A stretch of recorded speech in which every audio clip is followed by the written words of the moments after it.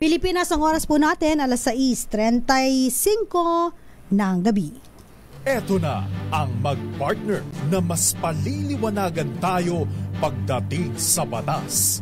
Mga payo ng mga abogado, mga usaping abogado na mas malinaw na pag-uusapan para mas maintindihan natin. Kumpanyera ng Bayan, si Attorney Rina Seco at ang Panyera ng Bayan, si Attorney Cam Cheryl Adami Molina. Dos Kumpanieras sa DZRH Radio, DZRH TV at DZRH Online. Bago mo kasuhan, bago ka pumirma, bago ka makipagkasundo, makinig muna sa Dos Kumpanieras. Dos Kumpanieras. Magandang gabi po, Luzon, Visayas and Mindanao. Welcome sa programang Dos Kumpanieras. Kami po ang inyong makakasama, Attorney Cam Cheryl Adami Molina. At ako naman po, Attorney Rina Seco. Tuloy-tuloy sa pagbabalita. Tuloy-tuloy sa serbisyo. Sama-sama tayo, Pilipino. Magandang gabi sa iyo, Panyera. Magandang gabi sa iyo, Attorney Cam. Ikaw ba ay nakapagpagas? Ay, hindi pa. Mahal eh. Mahal. Tumaas eh. Nakakainis eh. Pero kaya pa naman, nasa letter E pa. Enough. Hindi pa naman empty. Enough. Kaya pa 1 week yan. Tsaka alam mo, ako ay isang napakatipid na mananakay kasi ako sumasabay kay Rico Panyero. Ande, ang technique daw dyan, makikisakay ka nga. Pero paano pag wala ka masasabayan? Kaya dapat maging magre-request ka na na pwede ba sunduin mo ko? Tsaka Kala mo na magsahatid sundo sa akin. Kasi layo ng sa sunduin mo kasi ako. Alam mo sa amin kasi dito lalo sa MBC. Lalo na pag-coding. Sa MBC kasi marami po ang taga Cavite. Oo, yeah. Yan. So marami kang pwedeng sabayan. Kayo po ba? Paano po ba kayo nagtitipid? Lalo na ngayon, Attorney Cam, mahal ang mga bilihin, tumataas ang presyo ng gasolina, diesel, ng petrolyo. Yan. Mahal ang bigas. Yes. Ayan. Yung ex mo na lang, yung love mo na lang ang hindi nagmamahal sa iyo. Yung jowa mo na lang, ano ba yan? Yung ex mo na nakalimutan ka na.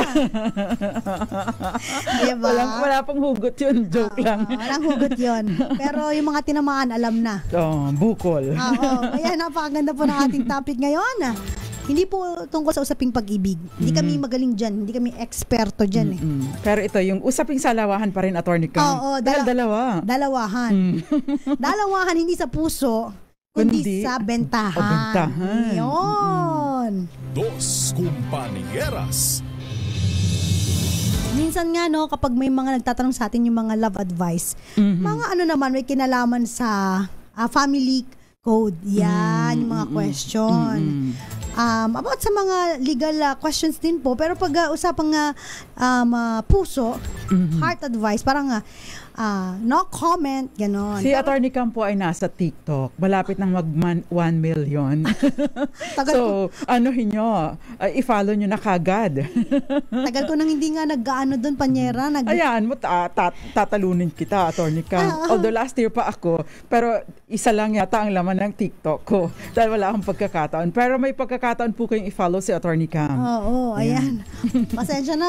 Tagal ko nang hindi nagpaparamdam doon, Panyera, kasi sobrang busy tayo. Hindi ba? Nagpaparamdam ka naman dito. Oo, nasa naman tayo programa ng Dos Kumpanieras. Usapang salawahan, usapang dalawahan, papaano, no?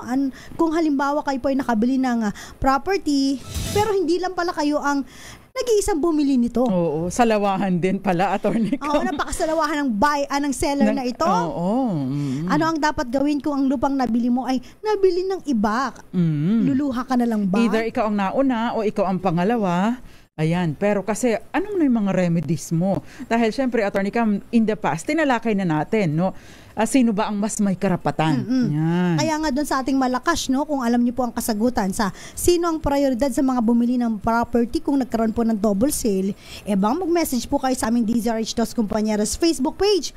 Panoorin ang episode na to, like, follow, and share na rin po ng Facebook Live natin para marami pa po ang ma-reach ng ating programa. So, sa lahat po ng mga nanonood sa atin sa social media, live na live po kami sa Facebook ngayon. Hanapin nyo lamang po DZRH News, DZRH News Television, DZRH Dos Compañeras Facebook page, at syempre sa YouTube via DZRH TV 4K live stream. And of course, magandang gabi din po sa lahat ng mga nanonood, nakikinig sa atin sa iba't ibang panig ng bansa via yung mga cable channels natin. Of course, and of course, yung ating DZRH Radio Nationwide. Ayan, si Pancho Sabordo Jr. Parang bago to ha. Ayan, sabi niya, "Hi, kumpañeras. Good evening." Ayan. Si Aunt May hindi yan nag-absent. Oo, laging present yan. Naimbang gabi. Si Josie, Colburn. Hello po sa Pilipinas. Love you. Yan, bago yun na. Oo nga, first time mo nag-love you. Namiss na daw sabihin ni Panyera yan eh. Love you. Pakalo ko naman to si Atty. Cam. Ayan, pag-usapan natin. Hindi si Atty. Rina ha. Okay. Hindi si Atty. Rina tungkol sa double lupa sale. Po ito. Wala po akong lupa. Ang double sale po ay pagbebenta ng isang property sa magkaibang buyer o kaya vendee na tinatawag natin. So sa dalawa, sino nga po ba ang may karapatan? Yan. Alam mo, lagi natin sinasabi, 'di ba, kung ang isang property ay binenta sa magkaibang buyer, laging mapupunta ito sa taong unang nakakuha ng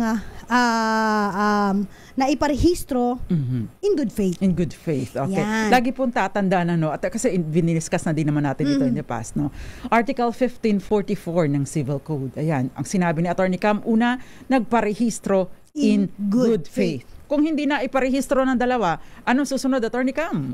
Yung mga nakikinig sa atin, alam na nila. Syempre, yung possessor in good faith. Lagi pong may kadugtong na in good faith kasi pag in bad faith, ay sorry ka. Pangatlo, kung wala doon, walang nagparehistro, pareho ding walang nakaposes, walang nakapwesto. Walang nakapwesto, nandun pa rin sa nagbenta, or nasa ibang tao, yan. Pangatlo na, yung buyer na nagpa-present ng oldest title, pero in good faith pa rin. In good faith. Ayan. Ang tanong na lang dyan, ano ba ang ibig sabihin ng title? Tsaka yung good faith na yan. Kasi Panyera, ito merong kaso, ako na-stumble upon. Pero ano lang to, Panyera, medyo makaluma na ng kaso. Makaluma po si Atty. Cam. Makaluma kasi ako eh. Joke lang. Sige, gawa na, Atty. Ito yung Loretta versus Karam, no? Kasi nagkaroon po ng digmaan before, no? Kasi parang 1981 pa itong kasong ito. Pero dito kasi unang tinalaka yung good faith. Wala naman digmaan noong 1981 dahi. Meron. Ay, hindi. Yung kaso nito, 1981. The decision na. Yan. Okay. Kasi nagkaroon ng digmaan before, di ba? Si A, binili niya yung lupain ni B. Ayan. Tsaka B na para hindi malto. Dahil wala pang notary publiko noon, hindi na i-rehisto ang bentahan. Ayan. Kung during the time of war yan, 1940s, 45, yan. Pero ang kopya ng titulo ni B, syempre, binigay niya na kay A. Tsaka lahat ng mga mahalagang dokumento. Si C, ito si C, nalaman niya na may binibentang lupain. So, pumunta siya kay B para bilhin yung property. Sabi ni B, ay, nabigay ko na kay kay A. Nabenta ko na kay A. Ganyan.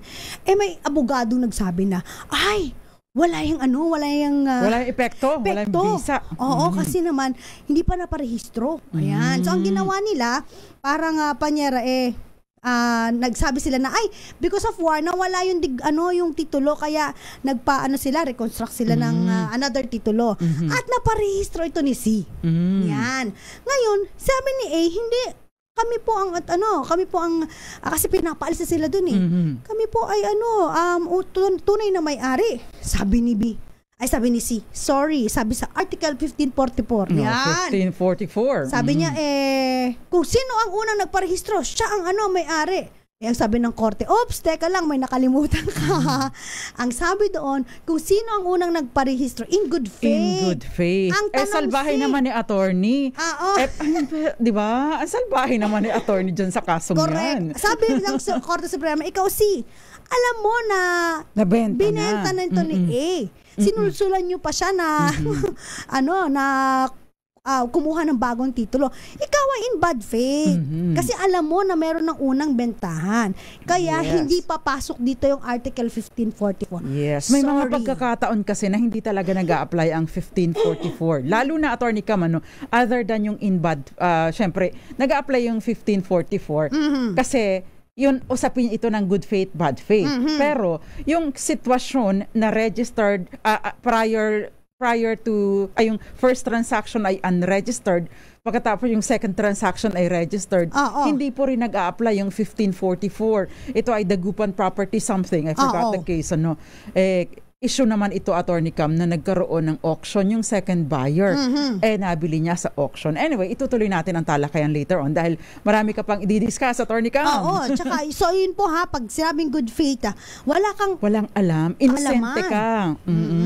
Diba? Wala kang malisya. Wala kang greed. Wala kang greedy intention.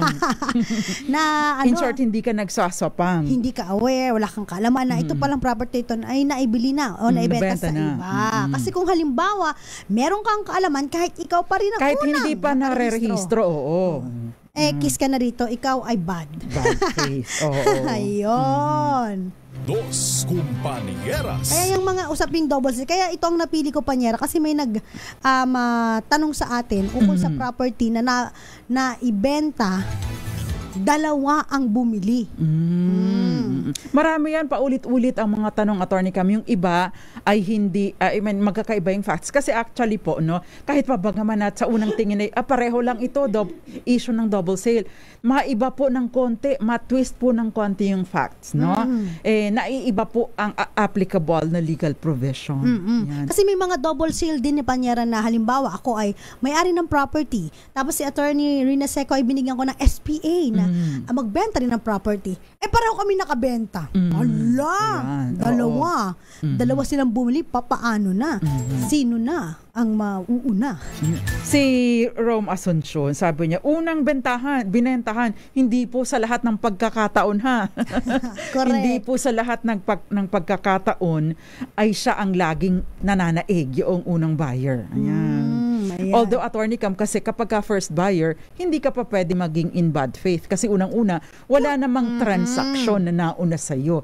Therefore, imposible na magkaroon ka ng knowledge because in the first place, you are the first to transact. Ang problema lang kasi kung halimbawa binenta sa iba, tapos siya rin po ay walang kaalaman. Yes. At siya ang unang nakarehistro. O kaya naman, Attorney Cam, first to possess. Yan. O kaya ay, ibang usapin ko yung first to yung oldest title. Kasi ang question dun, ano ba yung nagko-constitute ng oldest title? And ang sinasabi po dun sa mga jurisprudence, hindi yung titulo mismo.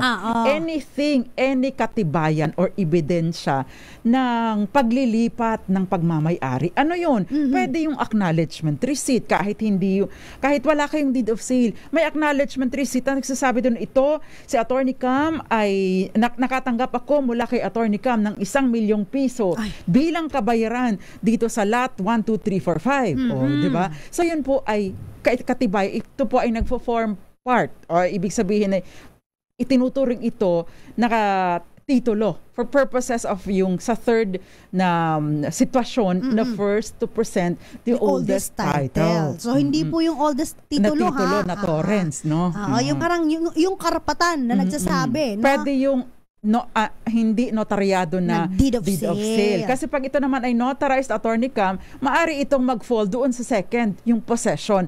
Because yung execution ng deed of sale in a public instrument, ibig sabihin notarized, ito po ay katumbas na ng delivery. And therefore, parang pag na-deliver sa'yo, you are now in possession. Pero kapag notarized po ito, pag hindi notarized, doon ka sa pangatlo. Ayan. Kaya ang pinakalaging unang-una dito yung gagawin ninyo, kapag kayo po ay nagkaroon na ng deed of sale na panotarized, i-rehistro nyo na. Yung, kahit i-rehistro nyo lang yung sale. Not necessarily i-rehistro yung ilipat yung rehistro ng property under your name. Kasi kung wala pa kayong pera, pambayad ng mga taxes and everything, and pampatransfer ng title, rehistro nyo. Ipa-annotate nyo lang yung bentahan. Yan. Good evening po, Emma Samiliano, nanonood sa Antipolo. At ganun din po kay Fidel Aquino. Good evening, and Jerry Sumagaysay. nanonood sa atin. Vilma Takahashi sa Tornino Lauay Senior. Magandang gabi po. Yan. Sabi ni Rizal, napakahirap naman pala niyan. Ang complicated naman po pala ng issue na yan. Ay, totoo, napakahirap po na mag-aral ng batas. No? Isa po ito sa mga rason kung bakit iilang porsyento lang, lalo na nung araw, Attorney Cam, iilang porsyento lang ang pumapasa kahit pa napakarami na ng exam. Pangalawa, Attorney Cam, talaga pong komplikado. Pag konti lang twist. Oo. Pag nag-law school ka, talagang sunog ang kilay mo dun eh. Muntik na maubos yung kilay ko.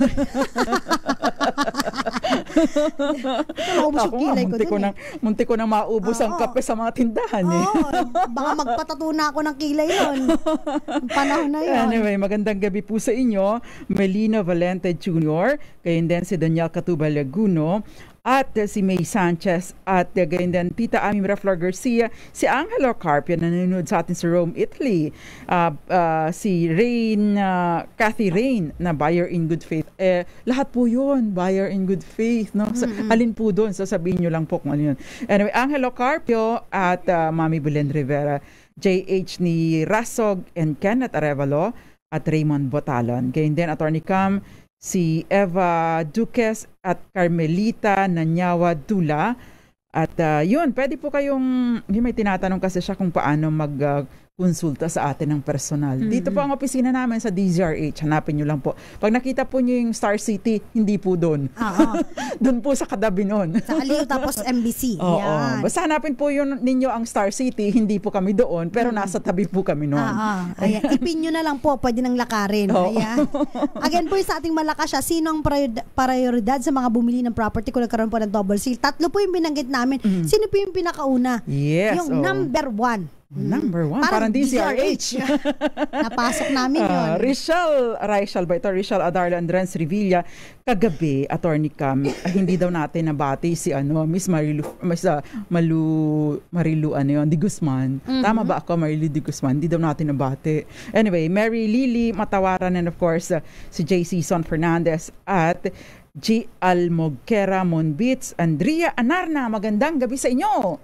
Batiin mo na si Mami. Ay, batiin ko na si Nanay Jovita. Ayan. At syempre si Papa Will. Yan ang mga masisipag na nagtatanim. Kasi mga plantita eh. Lalo na yung tatay ko. Dyan. Ayan. Makadalaw sa inyo, makadekwat ng mga halaman. Oo. Tsaka syempre si Nanay Connie Vista. And of course, magandang gabi rin po kay Sir Luding Bunggaling at kay Mama Sinta dyan po sa may ulo ng Gapo. Yes, and Aldos Villamater, magandang gabi sa inyo. Erlinda Agloko ng Marcos, Ilocos Norte, magandang gabi po. Okay, thank you very much po.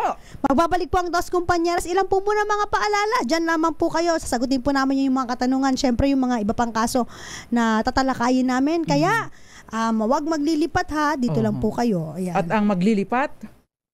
Ay, alam na this. Mamimiss nyo kami. Mawawalan ng kaalaman. Charot. Charot lang po. Ayan. Ako po si Attorney Cam Cheryl Adami Molina. At ako po, Attorney Rina Seco. Kami po ang Dos Kumpanyeras. Dos Kumpanyeras.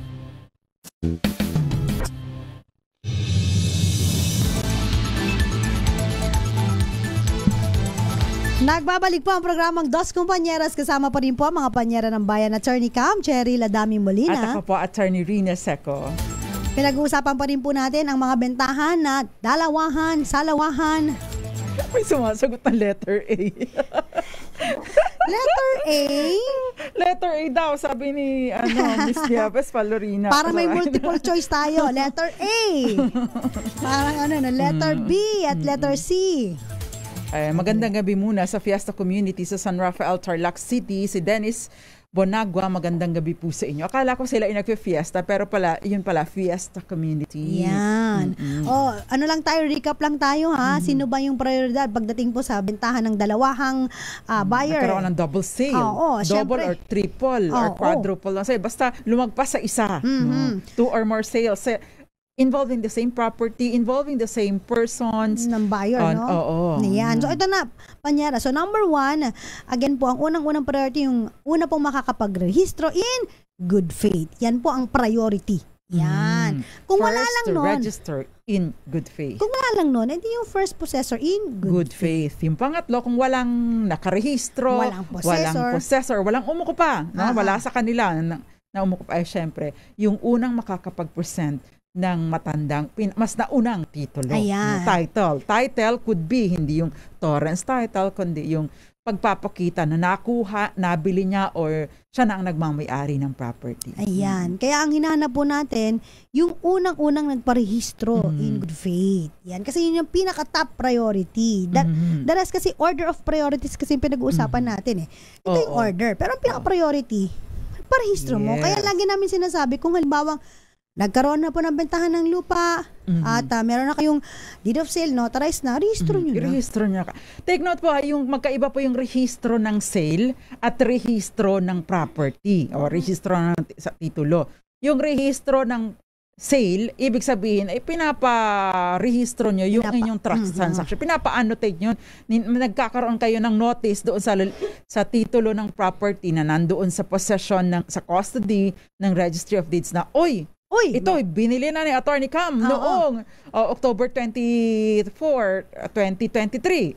Ganitong oras. Ibig sabihin, yung instrument. wag na kayong wag nyo nang bilhin dahil nabili na ito ni Attorney Cam. Kasi sinasabi po namin sa inyo, di ba, kung kayo po ay bibili ng property, always check sa Registry of Deeds. Yes. Yung kung may mga annotation. Kasi maari po na, alimbawa, nakapangalan kay Rina Seco yung title. Nakapangalan kay Rina Seco yung title. Pagkatapos binenta ko kay Attorney Cam, siya, nasa akin pa rin yung title. Pangalan ko pa din, Rina Seco pa din ang nag-a-appear sa title. Pero may inscription sa likod na nabili ni Attorney Cam. Dito ang kopya ng Deed of Absolute Sale.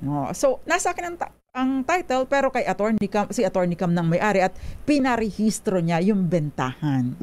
Ang kulang na lang ay bayaran yung buwis at ipalipat sa kanya yung titulo ng property. For the meantime, dahil wala pa akong pira, wala pang Andalusia, annotation lang muna. Annotation lang muna. Para kung halimbawa, ako, dahil salbahe ako, ibenta ko pa sa iba, yung buyer, notified siya na, nabili na pala ni Attorney Cam, hindi ko na pala ito dapat bilhin. Yes. Talo ako dito. Yan. At saka ito pong sinasabi namin na unang nagparehistro. In good faith? In good faith. Ito yung tatawag natin na first in time, stronger in right. Diba? Unang-unang nagparehistro, malakas ang karapatan. Diba? Yes. Yan. Ayun. Next, Attorney Cam. Eto na. Yung sinasabi natin na papaano po ba nagkakaroon ng double sale? Again, sinabi ni Panyera, so kung merong 2 or more, hindi na naman pag sinabing double sale, dalawa lang yung sale, di ba? Basta lumagpas, kasi pag nagbentahan, isahan lang. Hindi mo pwedeng ibenta ang isang property ng 2 beses. Wala ka ng karapatan. Akala ko wala ka ng loyalty. In the same way, hindi ka pwedeng magpakasal ng 2 beses na hindi pa annulled. Yes. O hindi ka pa divorced. Diba? So, ganun po, no? Pag sabing double sale, doesn't mean na 2 lang sale, no? Maaring more than 2. Kasi napakaraming scammers ngayon. Attorney Cam, nakita mo ba yung marketplace? Diba? Yung iba dyan, nakakabiktima, 10. Ay, totoo yan. Kasi hindi na nagpapakita. Lalo pag down payment. Nakakuha na ng pera. You only transact dun sa owner. O kaya yung may SPA. May special power of attorney, which is the same. No? Careful din po kayo sa SPA. Dahil marami po ang namimeke. Ayan. So, halimbawa, nagkaroon po ng double sale, hindi lang po 2 to, maaaring 3, 4 yung buyer. At syempre, isang property yung pinag-aagawan nila. O yung isang property yung binenta lang sa kanila. So, kung halimbawa po, magkaibang property, magkaibang buyer, walang double sale doon. Ayan. So, sige pa niya. Sige. Si Melinda Yap, Attorney Cam, attorney binili namin sa anak ang lupa. Hulugan for 1 year. May deed of conditional sale kami. Tapos after namin mag-conditional sale, binenta pala sa iba nung tatay, pero walang pirma sa asawa, yung nanay. Pero meron silang DOAS, Deed of Absolute Sale. Pareho kami, walang rehistro. Pareho walang title, kasi nasa tatay yung title. Sino po ang may karapatan? So, sino po ang may-ari ng property? Yan. Kasi, Attorney Cam, take note, yung double sale ay nag-a-apply kung parehong tao ang nagbenta. Pareho ang seller. As ang tanong nito, walang karapatan kasi, no, hindi ito matuturing na nagfo-fall doon sa 1544, yung double sale provision ng Civil Code, because ang sinasabi doon, yung parehong seller, parehong property, no? Yan. Ngayon, ang question dito ay sino ba ang may-ari ng property? Kanino nakapangalan ang titulo ng property? Kasi kung sino ang may-ari, siya ang may karapatan. Ito ba ay ang tatay o ang anak, no? Kasi kung ang tatay ang may-ari at ang anak ang nagbenta, anong karapatan niyang magbenta? Therefore, kung sa anak mo binili at ang may-ari ay tatay at wala namang authority sa anak, kahit pa sabihin mo, siya naman ang tagapagmana, ay habang buhay pa yun. Tatay lang, okay, yung may-ari lang ang maaring mag-transact on the property. Now, kung yung anak naman, no, ang may-ari ng property, di valid yung pagbibenta ng anak, no? Ngayon, so dapat pong tingnan. Kung halimbawa naman ang tatay ang may-ari, ang nakaralagay doon sa rehistro, pero ito ay conjugal property or bahagi ng absolute community asset, yun pong walang pirma yung nanay, halimbawa, assuming na with knowledge pero walang consent, continuing offer po ito. Magiging, kumbaga ay voidable. Pero kung halimbawa po ito ay, halimbawa, wala siyang kamalayan, tinago, no, ibinenta na lang, no knowledge, no consent, si Mother Bear o yung asawa niya, ito po ay sabi sa ating batas, sa family code, ito po ay void. So hindi natin masasagot kung sino talaga ang may karapatan dahil kulang naman ang detalye. Maganda pa rin, magtungo kayong personal sa abogado at kumonsulta po kayo. Pero yun po ang, in essence, yun po ang mag-a-apply doon. Kaya importante you transact kung sino po yung nakarehistro doon sa may title. Kasi di ba kayo naman po ay nagre-request na asan po yung kopya ng titulo. Makikita mo doon, Panyere. Yes. Di ba? Tsaka kung anak, kung wala siyang SPA from the father, yung owner, wala rin. So, tsaka kung may SPA man, you have to check pa rin. Pwede nyo kausapin si father. Oo, mag-double, bahagi ito ng due diligence na tinalakay na natin kahapon. Yan. Eto, sabi naman dito, attorney, matanong ko lang po kayo at baka may makatulong po ang advice nyo. Nakaipon po ako dito sa Amerika ng konting pera at ito po ay binili ko ng 4 na ektaryang sakahan sa probinsya. Panatag ang loob ko dahil kakilala ko po ang nagbenta. Pag-uwi ko ng Pilipinas, nalaman ko, 2 pala kaming pinagbenta. Ang saklap. Sana 2 ang puso ko. Ano po ba maikakaso ko dun sa nagbenta dahil niloko niya ako? At ano po ang right ko sa lupa? Laban sa isang buyer na bumili din. So again, papasok po dito yung order of priority. No? So kung halimbawa, pag-uwi mo, o kaya inutusan ka na iparehistro ang inyong sale, again, ikaw yung mas preferred.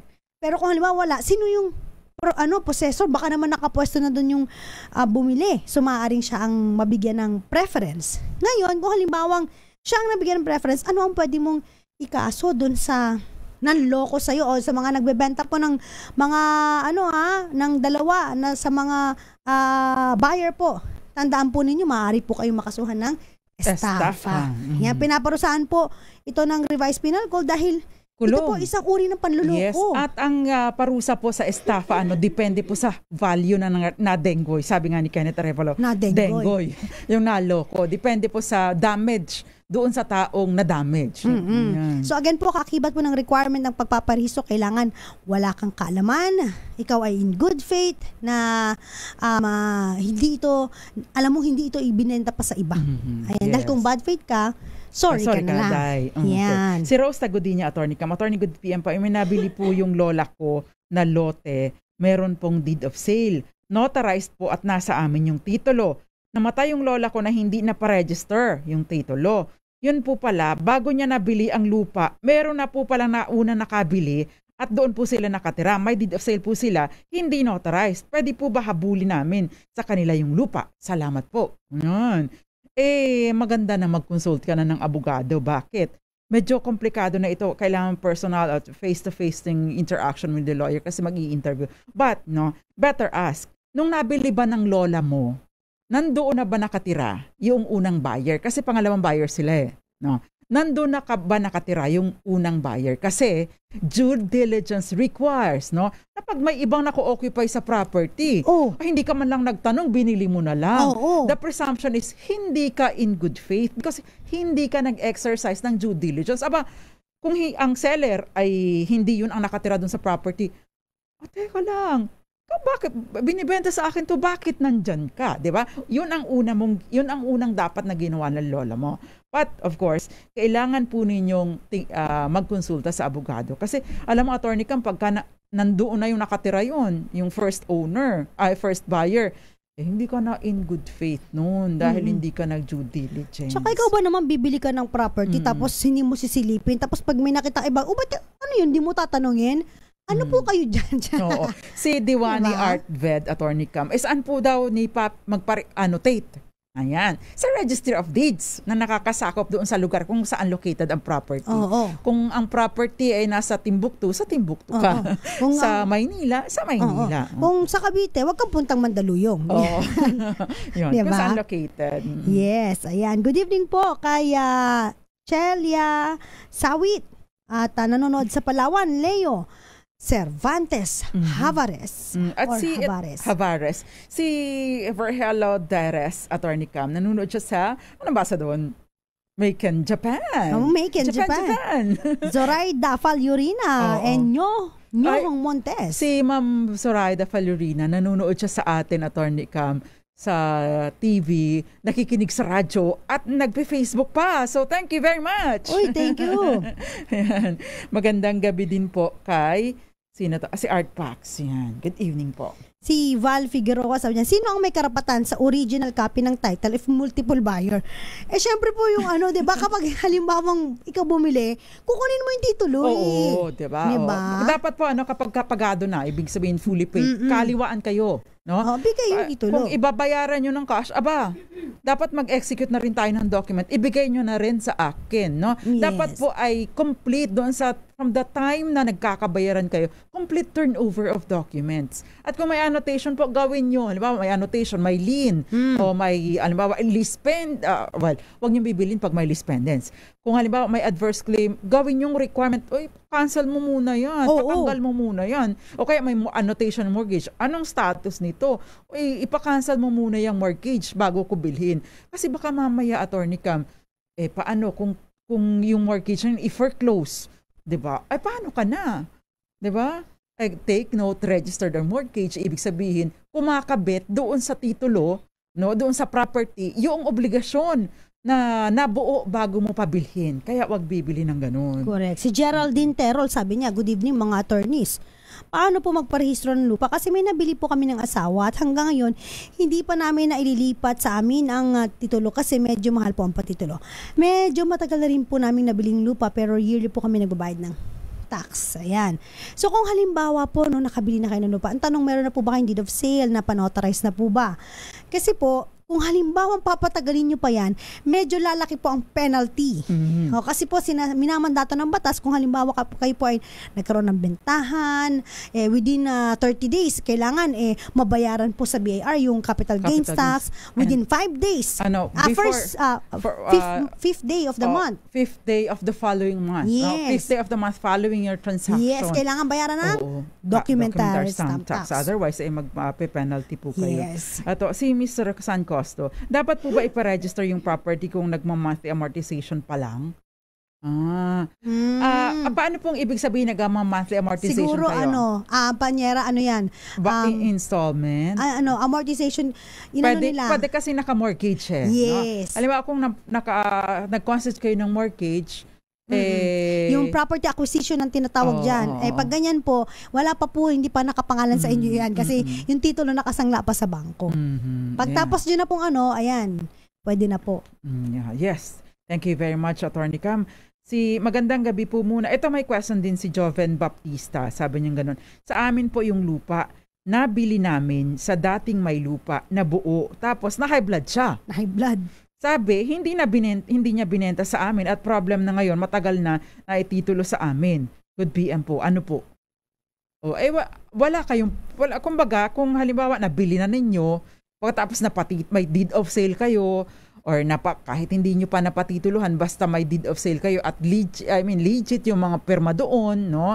At ito ay lalong-lalo na kung ito ay notarized, wala po kayo dapat na maging problema. Kahit pa i-deny, patunayan niya kasi meron kayong dokumento Diba? Correct, ayan. Wag kayong mag-alala. Kung halimbawa, syempre mag-antay kayo na kasuhan kayo.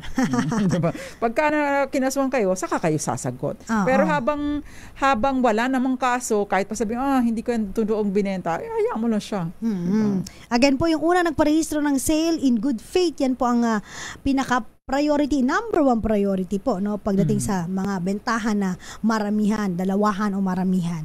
So, ang ating malakas question, sino ang prioridad sa mga bumili ng property kung nagkaroon ng double sale?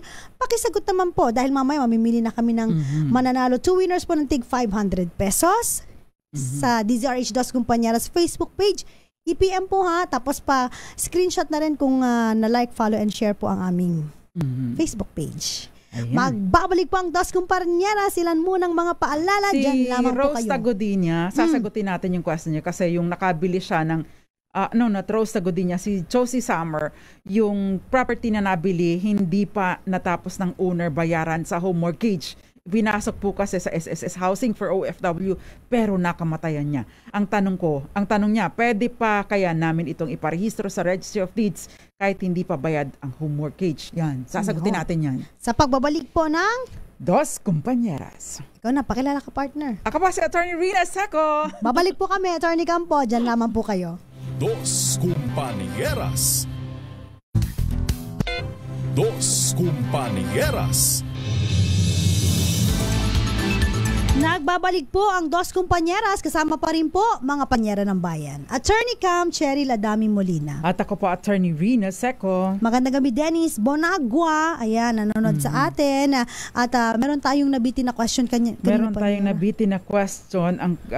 Ang question mula kay Josie Summer, sabi niya ganun, property po na nabili namin, hindi pa natapos ng owner bayaran sa home mortgage. Ipinasok po kasi sa SSS Housing for OFW, pero kinamatayan na niya. Ang tanong ko, pwede po kaya namin itong iparehistro sa Registry of Deeds kahit hindi pa bayad sa home mortgage? Salamat po. Ayan. Actually, hindi ko naman po kasi ipinagbabawal yung second mortgage. But then, yung pagbibenta ng property kahit pa naka-mortgage ito, no? Ang kailangan nyo lang ipa-annotate. But then, yung karapatan po ninyo, syempre, susunod lang, pangalawa lang doon sa karapatan nung unang nag-mortgage, yung mortgagee. Tama, yung mortgagee. So, ibig sabihin, kung anong kahinatnan nung sitwasyon nun, yun po ang makukuha lang ninyo. Kung halimbawa ma-foreclose, sorry kayo. So, dapat babayaran niyo. I would assume this is pasalo, Attorney Cam. Yes. Kaya lang namatay na Attorney Cam. So, ang question ay, ano pong dokumento ang meron kayo? Kasi yung dokumento po, no, lalo pat patay na ito, paano kayo magpapapirma, no? Pangalawa, Attorney Cam, kailangan po ay meron kayong deed of sale. Pangalawa, meron na din kayong irrevocable special power of attorney coupled with interest, no? Para halimbawa po, kasi 'di ba kapag ka nag-SPA kayo, kapag ka namatay yung nag-issue ng special power of attorney, namamatay din ang bisa ng SPA. So, para po makalusot kayo sa ganitong sitwasyon na kahit papatay na o mawala sa sarili, ma-comatose yung may-ari, meron po kayong special power of attorney na irrevocable at coupled with interest. Ibig sabihin, kaya siya ikikip na buhay ay dahil sa meron kang karapatan dahil nabili mo na nga yung property. Pangatlo, yung punto, meron binanggit na ito ni Attorney Cam before, yung relinquishment of rights, kasi yung waiver of rights. Bakit? Nung kanyang mga heirs. Bakit? Kasi may pagkakataon po na merong mortgage redemption insurance. Yes. Kapag ka may mortgage redemption insurance on the property na binili, ibig sabihin, ito po yung mortgage redemption insurance, halimbawa namatay na po yung buyer, yung may pagkakautang, ma-forgo na lang, wala na lang mababayaran na, wala nang bayarin. Yung mga heirs. So, ibig sabihin, makapapakanila na lang yun, makapapakanila na yun. So, kapag ka po kasi walang relinquishment or waiver of rights, yung mga heirs niya, ang mangyayari niya, baka i-claim yun, Attorney Cam, and therefore sa kanila na yun. So, mahihirapan kayo. So, those are the things to consider. So, in the meantime, ay iparehistro po ninyo yung bentahan. Ayan. So, medyo complicated lang pag mga ganito. So, kailangan meron kayong mga dokumento na yung mga supporting evidence. Yes. At saka crucial yung dokumento, especially yung irrevocable. Yes, yung SPA. Sana meron kayo. Hindi ito ordinary SPA, irrevocable special power of attorney coupled with interest. Ayun. Importante po 'yon. At maganda, magkonsulta po kayo sa abogado. Personal. Pakita niyo yung mga ebidensya ninyo, mga dokumento niyo. So, si Joseph naman sabi niya, good evening po attorney, tanong ko lang po, nabili ko po yung lupa na share ng lola ko. Meron po kaming kasulatan na kanotaryo. Ngayon namatay po yung lola ko. Sinabi ngayon ng mga pamangkin, no, yung mga siguro anak ng kapatid niya, wala daw pong bilihan na naganap. Kasi ang usapan po namin ay hulugan. Parang ganito yung kay Joven Baptista, Attorney Cam, dyan sa Vizcaya, Nueva Vizcaya. Ayan, sige, patuloy mo kasi connected din sa question niya. Kasi ang tanong doon kasi, ano ba yung dokumento na sinasabi mo na napanotaryo mo? Ayan, ito po ba ay yung bentahan na deed of sale o yung conditional sale, 'di ba, Panyera? Kasi pag conditional sale, hindi pa ganap yung bentahan. Wala pa eh. So, kung nakakondisyon doon sa full payment mo. Maging pagado. Ayan. Or kung ano man ang kondisyon ninyo. At kung meron man kayong halimbawa na conditional sale, edi mas maigi kasi mapapakita mo na, teka lang, meron kaming usapan na merong bentahan, naganap na bentahan pero hulugan. Yun. Minsan kasi pag mga ganito na, tignan mo, ang mga nag-aaway-away na. Magkakamag-anak. Pamangkin na. Hindi na yung mga, anak nung may-ari ng property. Ito naman kay Joven Baptista, may kaso na daw. Hindi po kami maaaring magbigay ng advice kapag or ng legal opinion kapag may kaso na.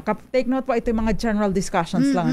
Maganda po na personal kayong mag-consult sa inyong lawyer. Kasi lalo na sa sitwasyon ninyo na may kaso na, kailangan po ninyo ng lawyer na mag-handle ng case ninyo.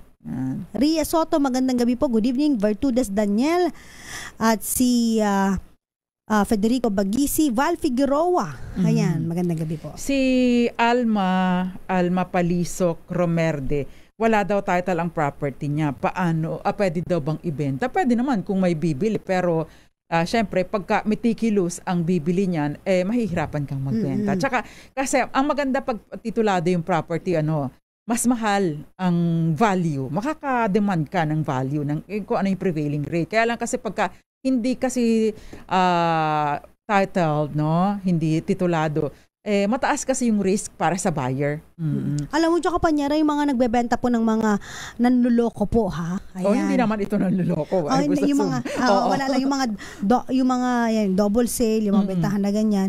Panyera, alam mo, sabi nga ng mga matatanda, may gaba daw yung mga yan. Gaba, sa Bisaya, gaba. Karma. May balik. Correct. Kaya huwag niyo pong gagawin yan, ha? Yung mga dyan. Nabati mo na ba si Bea Bartolome? Hindi Parang bagong listener natin ito si Bea Bartolome. Si Wilson Aldea. Ayan, magandang gabi rin po. Si Ma'am Imelda Bacani Donina ay dito naman sumagot. Pero magandang gabi po sa inyo. Yan. Ayan. And Magdalena Martin and Daniel Catubay Laguno, Boboy Perto. Si Daniel Catubay Laguno, lagi siyang nagsasabi, panalunin niyo naman ako. Pero sumagot po kayo ng tama para magkaroon po kayo ng chance. Si Panyera nga, may gustong panalunin kaso ay mali-mali. Mali-mali talaga, hindi manalo. Rico Bagisi, Ding Carlos ng Alaska, and Grace Kabasag ng Mindanao, Lebac, Sultan Kudarat. Magandang gabi po sa inyo. Michael Manalo ng Las Piñas. At Lili Baradi, Tita Mimi Arilio, and advance happy birthday to sa'yo, Tita Sita Arevalo. Happy birthday! Eto na. Dahil malakasan ka kung makinig sa DZRH, malakas ka sa amin. Itodo nyo na ng malakasan ang panonood online sa DZRH News Facebook page at masasagot ng tama ang aming katanungan. Instant mananalo ka ng malakasang 500 pesos sa DZRH Malakas promo. Hatid sa atin ang kauna-unang radyo sa Pilipinas, DZRH. Una sa Pilipinas, una sa Pilipino. Sa katanungan na sino ang prioridad sa mga bumili ng property kung nagkaroon po ng double sale, ang tamang kasagutan po syempre ay yung nagparehistro in Good Faith. Unang nagparehistro in Good Faith. Yes, Yan. congratulations. First winner natin, Panyera. Siya, Aquino, marami na siyang sinali, Oo. pero ngayon lang siya nanalo. Congratulations! Congratulations! Second winner po natin, naka-like, follow, and share din siya, si Darlene Francisco. Congratulations! Abangan po ang mensahe ng Dos Compañeras Facebook page kung paano niyo po makiklaim ang inyong papremyo. Ayan, marami pa pong papremyo ang pamimigay po ng Dos Compañeras, kaya yung mga hindi nanalo, nood lang po. Tuloy-tuloy lang po ang ating mga Susunod na papremyo. episode. Yes. Maraming salamat po sa mga sumali at nanood sa atin. Kami pa rin po ang nakasama ninyo bukas, magkakarinigan at magkakakitaan po tayo. Meron na po tayong Wednesdays, ha? Yes. Ako po si Attorney Cam, Cheryl Adami Molina. At ako po, Attorney Rina Seco. Tuloy-tuloy sa pagbabalita. Tuloy-tuloy sa serbisyo. Sama-sama tayo, Pilipino. Dos Compañeras.